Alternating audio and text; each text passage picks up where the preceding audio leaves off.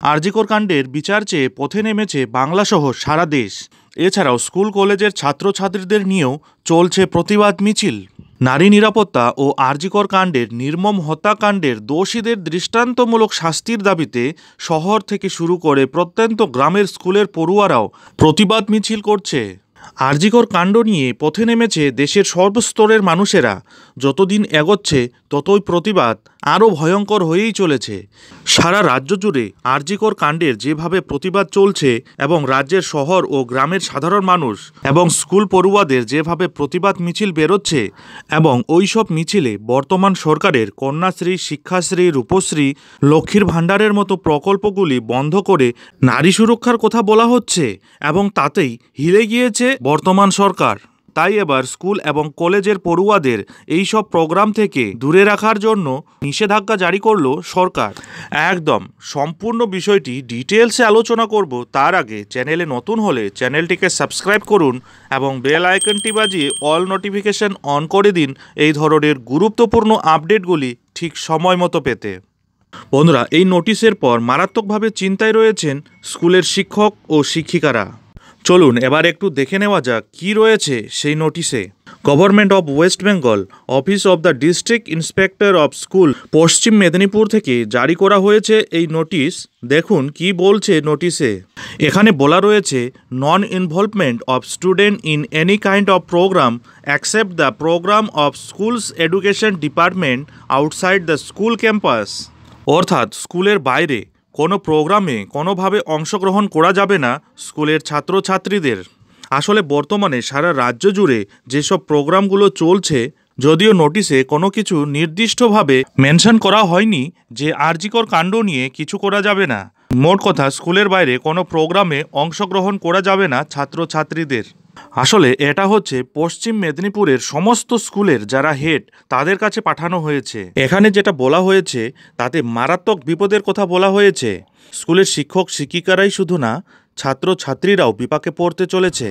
এখানে বলা হয়েছে স্কুলের ক্যাম্পাসের বাইরে ছাত্রছাত্রীদের কোনো রকম প্রোগ্রামে অংশগ্রহণ করা যাবে না।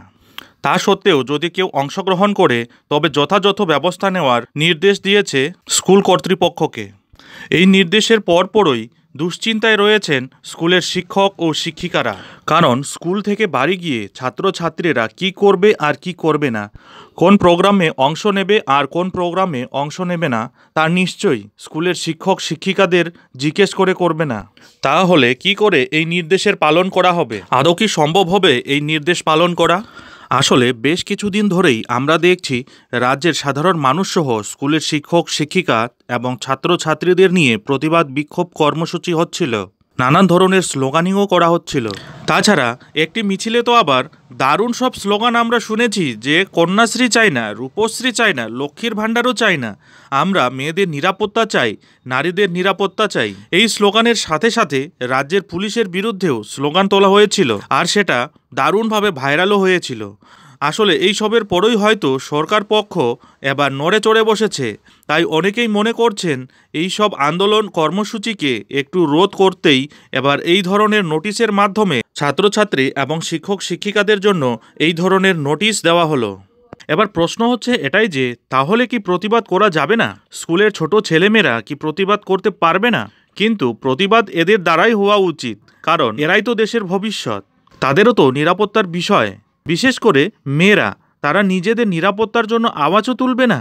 যে মর্মান্তিক ঘটনা আরজিকরে ঘটেছে তারা তার প্রতিবাদও করবে না? ছাত্রছাত্রী নির্বিশেষে সকলকেই তো এই ঘটনার প্রতিবাদে গর্জে ওঠা দরকার। তার জন্যই কিন্তু স্কুলের শিক্ষক শিক্ষিকারা তারা প্রতিবাদ করছেন।